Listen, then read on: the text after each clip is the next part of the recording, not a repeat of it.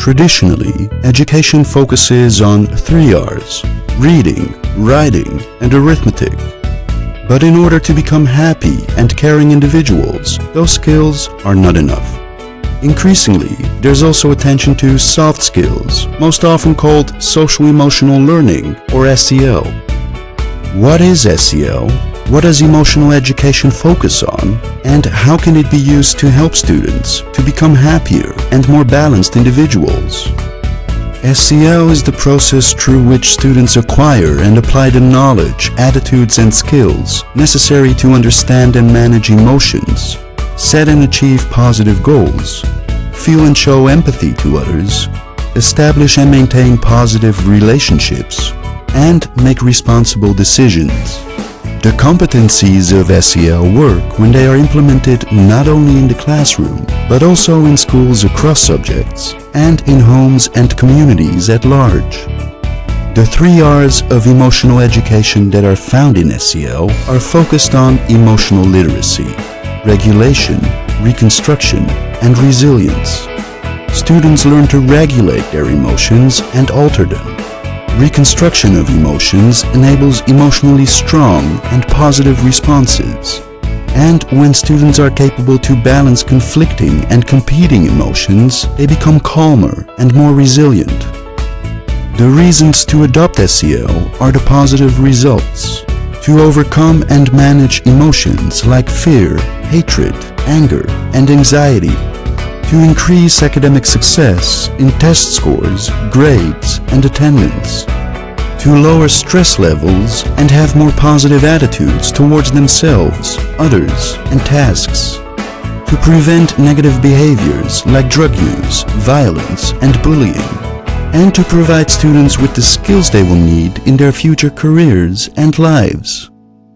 In the shift from the traditional 3 R's to the 3 R's of emotional education, students, schools, and parents develop skills and competencies that enable them to lead more balanced, empathic, connected, and happier lives.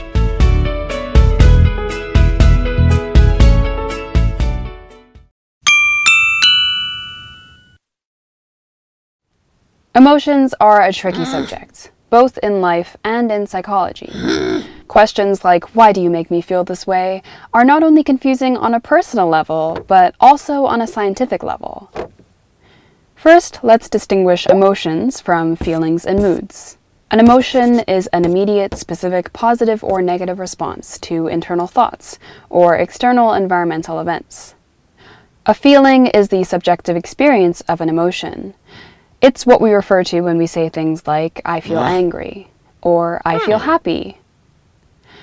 A mood, meanwhile, is a diffuse, longer-lasting emotional state that doesn't necessarily have an identifiable object or trigger. So if something frustrating happens to you, you might immediately feel the emotional response of anger, and for the next few days you might be in a bad mood. Let's move on to the various components of an emotion. So we know that emotions are immediate and specific responses. These responses have at least 3 parts: physiological, cognitive, and behavioral. A physiological component of an emotion might be bodily arousal, like a racing heart or tense muscles.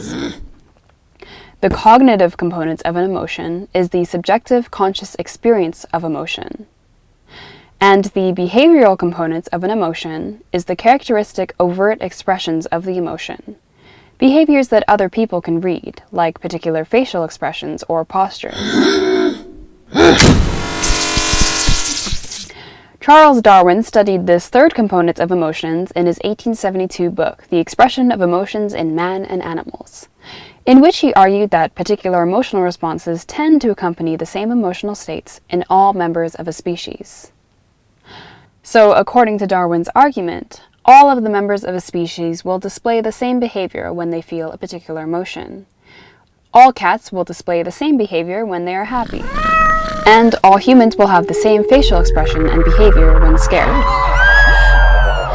With this evidence, Darwin suggested that the expression of emotion is genetically determined.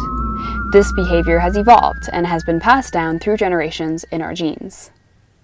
Now let's look at some theories of how emotions work. Let's start with the common sense view. In this view, a stimulus prompts an emotion, which in turn prompts some bodily arousal. So in this case, a frightening spectacle fills our villain with fear, which makes him sweat and makes his heart rate rise. In the mid-1880s, two scholars, William James and Carl Lang, independently came up with similar theories that contradicted this common sense view. James and Lang both suggested that instead of emotions causing bodily arousal causes emotions. So to return to our previous example, that would mean that the sight of the hero on his threshold makes our villain's heart beat faster, his hands tremble, and his palms sweat, and these physiological changes cause him to feel fear. But this theory is vulnerable to a few criticisms. First, it is possible to have physiological arousal without any accompanied emotion. For instance, your palms might sweat because it's hot, but that sweat won't make you feel nervous, just kind of gross. Second, physiological changes can be too slow to precede the conscious experience of emotion.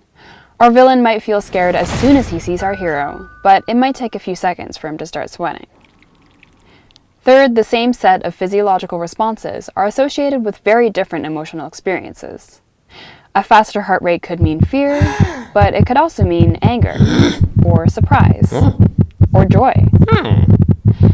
Finally, there is evidence that physiological feedback is not necessary for emotion. For example, patients with spinal cord injuries who have lost most of their physiological feedback still experience the same emotions as before. However, in the James Lang theory's favor, there is notably some slight evidence of dissipation in their emotional reactions. As an alternative to the James Lang theory, two other theorists, Walter Cannon and Philip Bard, propose that the physiological arousal of emotions and the experience of emotions are entirely separate processes. That is, a stimulus causes the emotion and physiological arousal independently. Neither one causes the other. So the sight of our hero causes our villain both to feel fear and for his palms to sweat and heart to race. But contrary to this theory, there have been many reports of physiological stimuli influencing emotions. So it's unlikely that physiology and emotions are completely disconnected. One suggestion of how arousal and the experience of emotion may be connected but not causal was proposed in the 1960s by Stanley Schachter and Jerome Singer as the Schachter-Singer two-factor theory, which introduces the factor of cognition. The theory suggests that when a stimulus elicits some arousal, this arousal elicits some cognition, which interprets the source of the arousal, and then this interpretation then elicits the experience of emotion. From the stimulus, it takes two different factors, the arousal and the cognition, to elicit the emotion, hence the name Schachter-Singer two-factor theory. For example, say that you feel your face start to flush. According to this theory, you'll automatically use cues from your environment to help explain this flush. You might be mid-workout, or someone might have just confessed their love to you. Although the arousal is the same, the cognitive evaluation of the stimulus is very different across these two scenarios. And so the emotions you would feel would also be very different. Say pride versus shyness, for instance. To return to our previous example, if the sight of our hero makes our villain's heart beat faster, then their cognitive evaluation of the situation, say remembering that the hero is a Secret Service agent here to save the world, or that he is their long-lost love from primary school, will determine their emotional response to the situation. Again, with this theory, it's about the interpretation of the stimuli and the arousal, which leads to the emotion. So let's just quickly review these four theories of emotion to help you remember them. First, the common sense view is that a stimulus will cause an emotion, which causes arousal. Second, the James Lang theory reverses emotion and arousal, suggesting instead that a stimulus causes arousal, which then causes emotion. Third, the Cannon-Bard theory separates out emotion and arousal as independent reactions to the stimulus. And finally, the Schachter-Singer two-factor theory adds another factor to the cause of emotion. After a stimulus elicits some arousal, you cognitively assess the stimulus, and that assessment causes the emotion.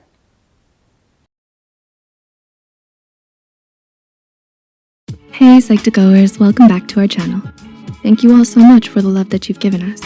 Your ongoing support has helped us make psychology and mental health more accessible to everyone. So thank you. Now, let's continue. As human beings, we are all hardwired to feel things and react on an emotional level to the things going on around us. From the moment we're born, we cry when we're sad or hungry or in need. We feel angry towards the people who hurt us. We're afraid of the things that might be dangerous. And we feel happy when we're given love, kindness, and affection. These emotions come so naturally to us, and it's natural for us to express them. But somewhere along the way, it all gets complicated. We start getting confused about what we were feeling and why we were feeling it. There were some emotions that we didn't quite know how to deal with, so we ended up repressing, denying, or hiding our true feelings. Understanding our emotions not only helps us better understand ourselves, but also helps us build a deeper and more meaningful life. So, with that said, here are 7 of the most important things you need to know about your emotions. Number 1, you are not your emotions. Emotions are important, but they don't define who we are. They're electrochemical signals flowing from your brain to your body as a reaction to your day-to-day experiences. Your emotions are simply there to regulate your thoughts and behaviors based on these experiences and provide you data about the world around you. They don't inform your character or impact who you are, unless you want them to. And to think otherwise robs you of your identity as a person outside of your emotions. You can allow yourself the freedom to get angry without thinking it makes you an angry person, or to feel happy without pressuring yourself to act like a happy person all the time. 2, emotions come and go. One of the main reasons why we say there's so much more to a person than just their emotions is because our emotions frequently come and go. And something as fundamental to us as our identity shouldn't be defined by something as fickle and ever-changing as how we feel. Even the most intense emotions and physical reactions like crying, shaking, and screaming rise, peak, and fall within a matter of minutes. Number 3, emotions don't always need a specific reason. Have you ever felt a certain way but didn't know why?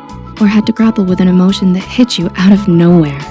While it can be confusing and difficult to make sense of our emotions when we don't know what the reason behind them is, sometimes you just need to let yourself feel whatever it is that you're feeling. And try not to get so caught up in figuring out why you're feeling it. There could be a dozen different reasons why you're feeling something, but it's okay to feel it. Whether you're feeling sad, upset, happy, or scared, be honest about how you feel and accept it without judgment. All of your feelings are valid. Number 4, emotions don't always need a reaction. Whether it's anger, jealousy, sadness, or discontentment, there's nothing wrong with feeling a certain way. You don't have to feel guilty or ashamed about your emotions as long as you also understand that not every emotion deserves to be acted upon. When you wind up losing control and let your emotions get the better of you, you can say hurtful things or do something you'll later come to regret. Number 5, there are no negative emotions.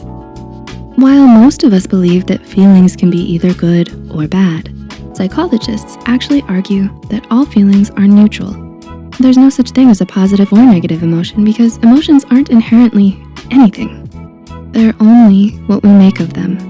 And though it can sometimes feel painful or overwhelming to feel things so strongly and deeply, allowing yourself to experience your true emotions can teach you a great deal about yourself and who you really are. This is because 6, all emotions serve a purpose. You experience a wide spectrum of different, multifaceted emotions. Your feelings are a natural part of life, and they serve to let you know how you're affected by what goes on both within your life and within yourself. Every emotion serves a purpose, to point you in the right direction and to help make sense of what you're going through. For example, envy and discontentment can signal that there's a need you're not satisfying for yourself and could be missing from your life. Anger lets you know that your boundaries have been crossed. Anxiety and fear keep you safe from potential danger. Happiness teaches you to seek out the people and places that make you feel loved. Feelings of sadness are a way for you to process the loss of something that was once important to you. 7, emotions are contagious. Last but not least, something you need to know about your emotions is that they can be very contagious. Several scientific studies have found that when you're in a group of people, you subconsciously mimic the emotions of those around you as an expression of your innate desire to belong. With that in mind, it's no wonder why having toxic people in your life can bring you down and emotionally drain you. This is why it's important to surround yourself with people who lift you up, that you enjoy spending time with, and whom you truly feel connected to. Did you learn something new about yourself and your emotions? Please like and share this video if it helped you and you think it could help someone else too. The studies and references used are listed in the description below. Don't forget to hit the subscribe button and notification bell icon to get notified whenever we post a new Psych2Go video. Thanks for watching, and we'll see you next time.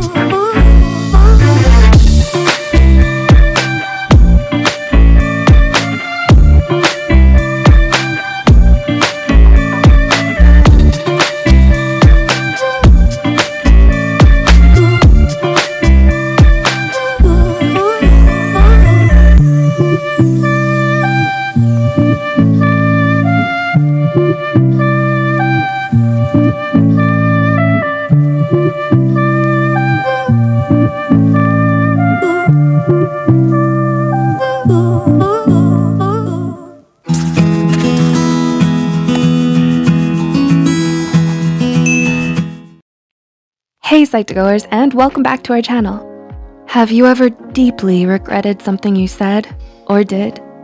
Sometimes we act on impulse or let our emotions get the best of us. We have so many emotions, it's easy for them to take control. The 5 basic emotions are joy, sadness, fear, disgust, and anger. And they can all splinter off into many more feelings like jealousy, nervousness and disappointment, gratefulness, contentedness, and satisfaction. It can be easy to categorize our emotional outbursts as simple reactions triggered by environmental stressors, but it is in fact possible to control them. If you begin to recognize yourself as the master of your emotions, there will be fewer moments of regret or upset in your life. Mastering your emotions is hard, but anyone can do it. In this video, we'll be giving you a few tips to help you master your emotions. Number 1, recognize and deconstruct your emotions. If you do not know how to articulate how or what you're feeling, it's difficult to master that emotion. But before you can articulate what you're feeling, you have to actually learn what it is that you're feeling. Developing a clear sense of what you're feeling can prevent binge behavior that stems from emotional stress. One way to develop emotional awareness is to keep track of your emotions. Ask yourself, what are you feeling and when did you start feeling that way? And what was it that caused you to feel that particular feeling? This practice of recognition prevents you from generalizing your emotions. For example, feeling bad can be broken down into many different ways, such as feeling anxious, frustrated, or afraid. Studies show that affect labeling helps reduce related stress and anxiety. Once you've developed a vocabulary for your emotions, you will then be able to deconstruct them down to physical manifestations. Physical sensations are the brain's natural way of coping with overwhelming feelings. Learning to recognize these manifestations can help you untangle yourself from your emotions. For example, if you're anxious, you may feel your heart race, your chest constrict, or have sweaty palms. When you're angry, you may feel hot, like the blood rushes to your face and neck and bubbles under your skin. You might clench your teeth or fists in anger. Or when you're sad, you may feel physically heavy and exhausted and struggle to motivate yourself to get out of bed. Number 2, develop emotional intelligence. Fostering emotional intelligence is perhaps the first step towards mastering your emotions. Emotional intelligence is a buzzworthy word, but what is it? Generally, emotional intelligence involves the ability to identify and name emotions, coupled with the ability to harness these emotions and apply them to certain tasks, and to manage your emotions. Cultivating emotional intelligence will help you better define what you're feeling in any given situation and thus tailor your reactions to fit the moment. You might often generalize your emotions. For example, spilling coffee on your favorite sweater automatically ruins the rest of your day. But if you learn to recognize what you're feeling at that moment, then you'll know what next steps to take so that it does not affect your entire day. Some skills that can help you cultivate emotional intelligence in your life are to practice self-awareness, learn how to channel your emotions, and figure out how to motivate yourself, and also cultivate empathy for others as well as yourself. Number 3, learn new concepts. New experiences can open your mind and introduce you to new perspectives, which in turn allows you to create new behavioral patterns. Many of us prefer to rely on established behavioral patterns instead of adopting a new behavior model. But having an open mind about life and viewing situations from different perspectives helps you to recognize and accept personal responsibility for your own success or failures. You can learn new concepts by experiencing new cultures, learning a new language, or reading a book. Learning new concepts stimulates your neurons and helps create new connections. Scientists suggest practicing an activity that is challenging and complex to help with this. Number 4, practice self-care. Self-care can influence how well you master your emotions.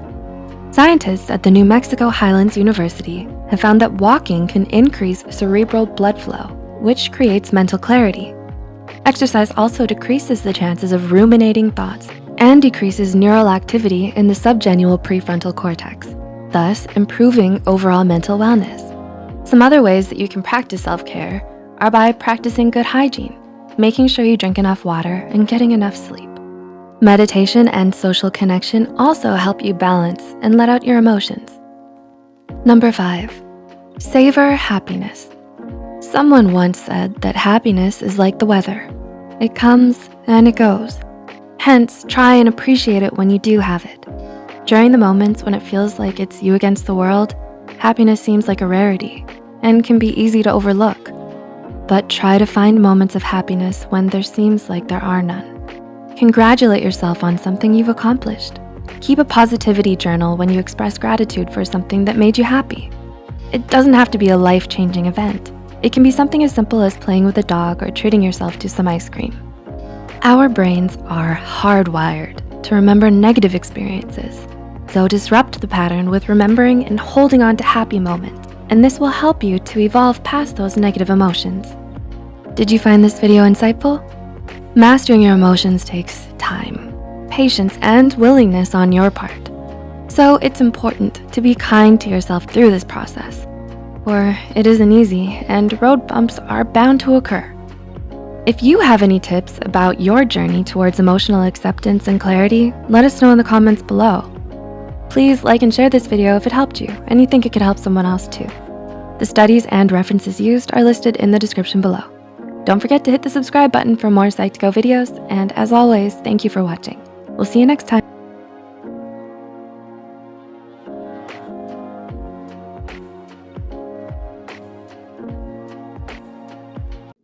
Hey, thank you for joining us here at Psych2Go. Your ongoing help, sharing, and liking has helped Psych2Go continue our mission to make psychology accessible to everyone. References are listed at the end of the video if you want to learn more. Humans have the amazing ability to feel emotions that are so profound and complex that we sometimes have a hard time expressing them through our language and other means of communication. It can be frustrating when you feel something you can't quite understand or explain. And this is why the brilliant writer John Koenig penned and put together the compendium of all of the most complicated and indescribable feelings you may not even know you're experiencing.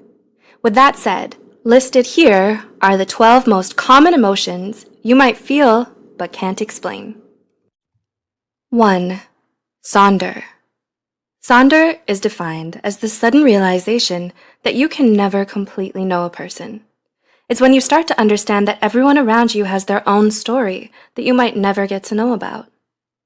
You realize that you can only get to know as much about a person as they'll allow you to. 2. Hanker-sore. This is an emotion most of us wouldn't want to admit to feeling, but hanker-sore refers to the phenomenon of finding someone so attractive that it makes you feel angry at them for some reason.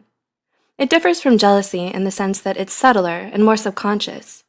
When you feel hanker-sore, you don't feel explicitly hostile or envious towards the person, but deep down inside, you can't help but feel upset at their random stroke of luck for winning the genetic lottery. 3. Lacheism. Have you ever felt the sudden desire to have something bad happen to you for no reason? Well, that feeling is what we call lacheism.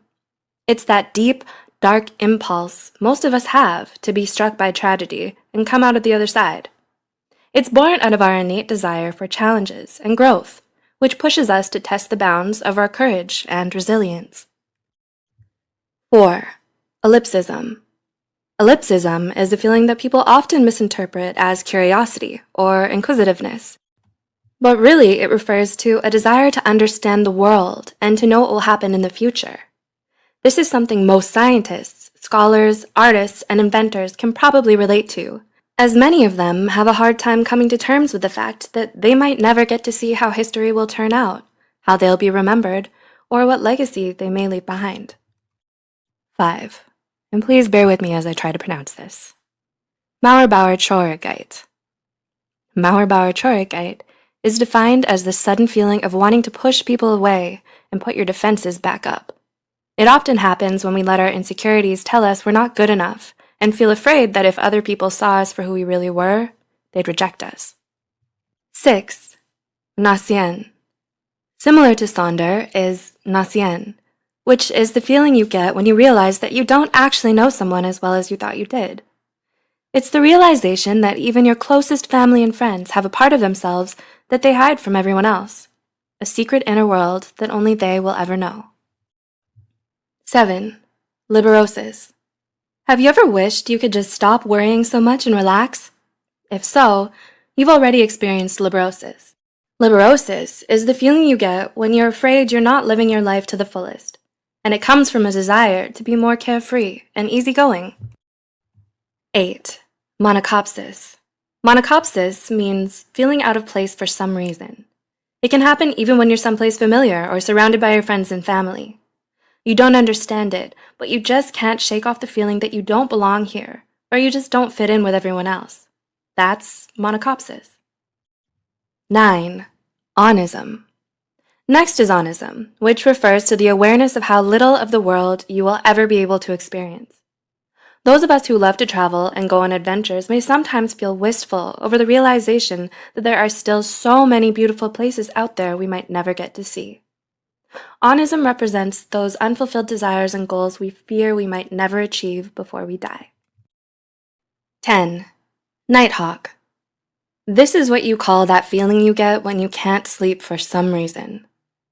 Psychologists believe that nighthawks are reoccurring thoughts that only come to you late at night, maybe because of some unfinished business you need to resolve, but haven't acknowledged yet. 11. Catoptric tristesse. Similar to Sonder and nacien, catoptric tristesse is a specific kind of sadness that comes from the realization that you can never really know what someone else thinks of you. Wanting the approval and acceptance of others is something all of us feel burdened by, which is probably why we all struggle with catoptric tristesse from time to time as well. 12. Jauska. Finally, jauska is defined as the feeling of wanting to have a conversation with someone in your head. While it may sound somewhat strange, it's something most people have experienced a number of times in their lives. Did you ever want to get something off your chest but just didn't have the courage to say it? Or is there something you wanted to let someone know but never got the chance to? That's jauska. And it's a feeling you get when you want to give yourself closure for something that was never resolved in your life. Have you felt any of these? Does this give you a little piece to an emotion you've experienced? Do you have any other word discoveries to share? Let us know in the comments below. Don't forget to like this video and share it with someone who would be able to relate. Be sure to subscribe to Psych2Go for more psychology content, and as always, thanks for watching.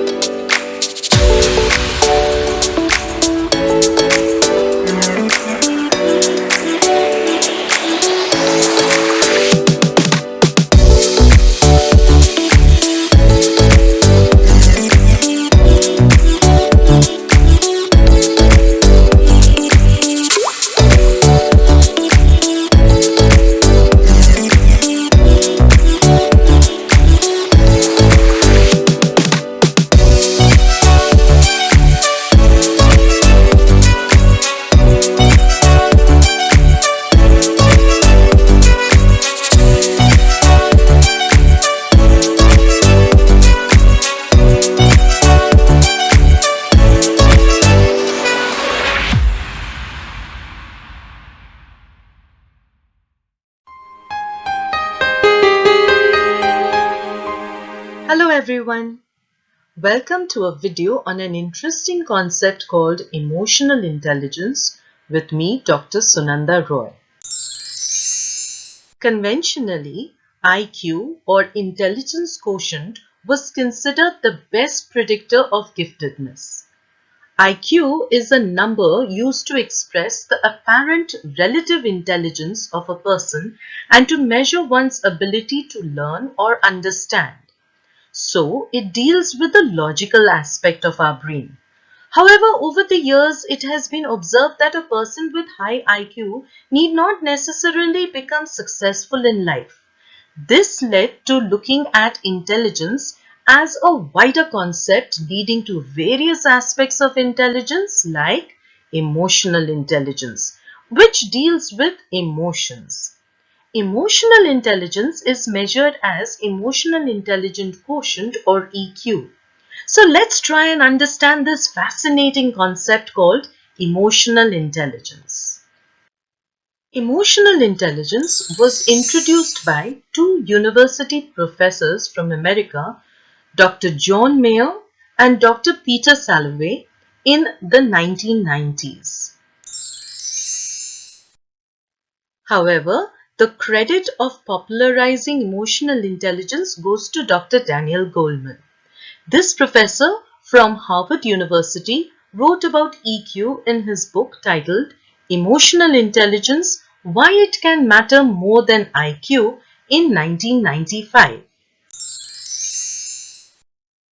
According to Mayer and Salovey, emotional intelligence is the ability to perceive emotions, integrate it in thought, understand emotions, and manage emotions for emotional and intellectual growth.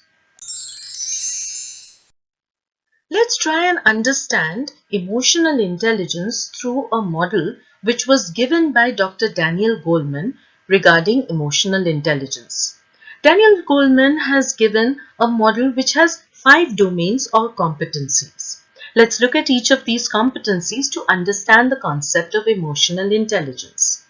The first competency is self-awareness. This means recognizing which emotions one is feeling and why. Here the person is able to monitor his or her feelings which affect their performance. Thus, the individual is aware of his strengths and limitations and is open to feedback from others. Being able to monitor our feelings becomes very important, especially while taking sound decisions. It is wisely said that one should not take decisions when one is angry. Most of the times, such decisions aren't the correct ones and we regret making them later. The second component or competency is self-regulation. People having this competency are able to handle their emotions during any stressful situation. They are flexible, creative, and adaptable in managing multiple demands. It should be noted that emotions need to be expressed. However, how they are expressed is crucial. These people express their emotions but do it in a socially acceptable manner. They have strong ethical values and are very focused and stay calm in spite of stressful situations. Those lacking this competence tend to spend a lot of time in battling feelings of distress, whereas those who have this competence can bounce back soon from any failure as they are able to control their emotions. The third component is self-motivation. This deals with the ability to channelize one's emotions to achieve goals. They consider setbacks due to manageable situations rather than personal limitations. So they are more optimistic and positive towards attaining their goals. These people are highly goal and result oriented. Empathy is the fourth component. It means being able to put oneself in others' shoes. Hence, the person is able to feel or experience the emotions of others. Now, there is a difference between sympathy and empathy. In sympathy, a person feels pity for others, as if he is superior than others. Whereas in empathy, the person is able to put himself in the place of others and feel others' emotions. Such people are sensitive to the needs of others and are ever ready to help. They readily acknowledge and reward other people's strengths and achievements. Hence, they have high people skills. The fifth and last component is social skills. Individuals with this competence are able to handle relationships very well, as they are able to influence other people's emotions. These people make good leaders as they guide others to improve their performances while giving them responsibilities. They are very good with communication, as they are very diplomatic. They are able to handle difficult people and tense situations very effectively. So they are good at conflict management and consider diversity amongst team members as an opportunity rather than a barrier. Therefore, these people are popular and are good team builders, promoting a friendly and cooperative climate. If you look at this competency, you start to realize why people who are high in emotional intelligence succeed in life irrespective of not having extremely high IQ. These 5 domains or competencies can be put into 2 major competencies. The first 3 competencies, that is self-awareness, self-regulation and self-motivation, are related to personal competencies as they focus on self. The next 2, that is empathy and social skills, are social competencies as they involve others. What is even more interesting is that these competencies have a hierarchy. You need to be aware of your emotions to be able to regulate them and motivate yourself by channelizing them towards your goals. Also, you can empathize and relate to other emotions only if you can understand your own emotions. So you need to master the personal competencies before you go in for the social competencies. And finally, you can influence others' emotions and develop social skills only if you are able to feel their emotions. So one needs to have the personal competencies to develop the social competencies. Interesting, isn't it? Emotional intelligence has a lot of significance in education. Let's compare IQ with EQ. Though IQ is still given importance during admissions and recruitments, still it is EQ that helps people work effectively in teams and succeed. Most of our professions demand good team members or team leaders, which is an important component of emotional intelligence. Another big significance of emotional intelligence is that it can be learned and developed, whereas IQ is an inborn ability. So as we can see, the scale tilts towards EQ. The objective of EQ is not merely scholastic achievement, but training the child for life. IQ may ensure success in school. However, EQ or emotional intelligence can help in becoming successful in life. Thus, as teachers, we need to be aware of developing emotional intelligence in our students. One way of doing it is conducting group activities and using cooperative learning teaching techniques. These group activities help students learn to accept diverse peers, deal with their own emotions as well as those of others in order to achieve the common group goal. Since EQ helps develop tolerance and sensitivity, it becomes a very important ability which needs to be developed in the young generation. So this was all about emotional intelligence. These are the references used to create this video. Do check out the first link for activities you can conduct for your students to develop their emotional intelligence and other interesting resources. You will find the links to these websites in the description box given under this video. Please watch my other videos on cooperative learning. The links are shown on the screen. Hope you liked the video. Please like and share it and subscribe to my channel. Thank you for watching my video.